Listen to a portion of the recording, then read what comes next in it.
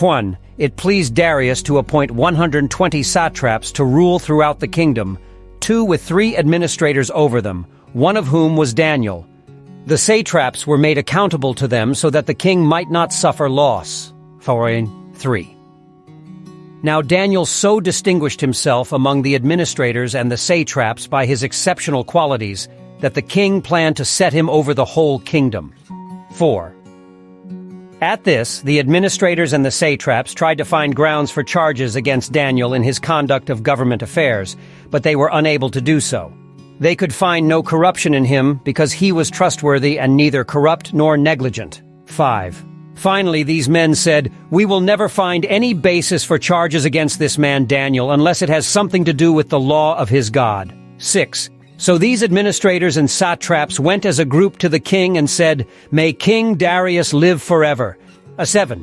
The royal administrators, prefects, satraps, advisors, and governors have all agreed that the king should issue an edict and enforce the decree that anyone who prays to any god or human being during the next 30 days, except to you, your majesty, shall be thrown into the lion's den. And 8.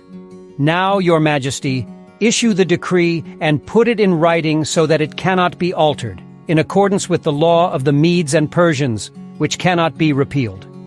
9. So King Darius put the decree in writing.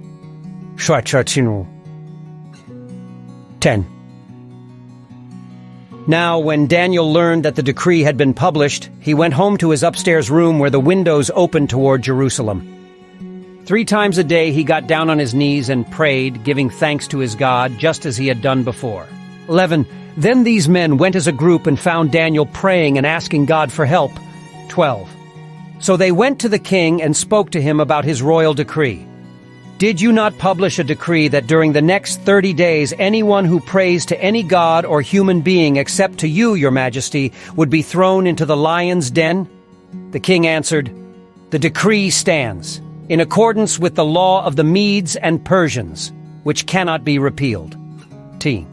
Then they said to the king, "Daniel, who is one of the exiles from Judah, pays no attention to you, your majesty, or to the decree you put in writing. He still prays 3 times a day." 14. When the king heard this, he was greatly distressed. He was determined to rescue Daniel and made every effort until sundown to save him. 15. Then the men went as a group to King Darius and said to him, "Remember, your majesty, that according to the law of the Medes and Persians, no decree or edict that the king issues can be changed." 16. So the king gave the order, and they brought Daniel and threw him into the lion's den. The king said to Daniel, "May your God, whom you serve continually, rescue you." 17.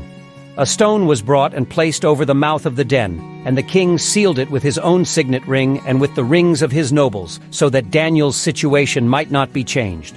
18. Then the king returned to his palace and spent the night without eating and without any entertainment being brought to him. And he could not sleep. 19. At the first light of dawn, the king got up and hurried to the lion's den. 20. When he came near the den, he called to Daniel in an anguished voice, "Daniel, servant of the living God, has your God, whom you serve continually, been able to rescue you from the lions?" 21. Daniel answered, "May the king live forever." 22. My God sent his angel, and he shut the mouths of the lions. They have not hurt me, because I was found innocent in his sight. Nor have I ever done any wrong before you, your majesty. The king was overjoyed and gave orders to lift Daniel out of the den. And when Daniel was lifted from the den, no wound was found on him, because he had trusted in his God. 24. At the king's command, the men who had falsely accused Daniel were brought in and thrown into the lion's den, along with their wives and children. And before they reached the floor of the den, the lions overpowered them and crushed all their bones. 25. Then King Darius wrote to all the nations and peoples of every language in all the earth, "May you prosper greatly." 26.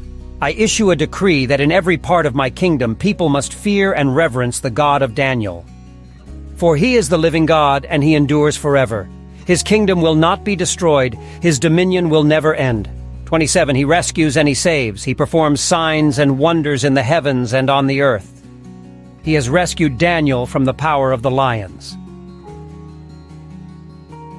28. So Daniel prospered during the reign of Darius and the reign of Cyrus the Persian.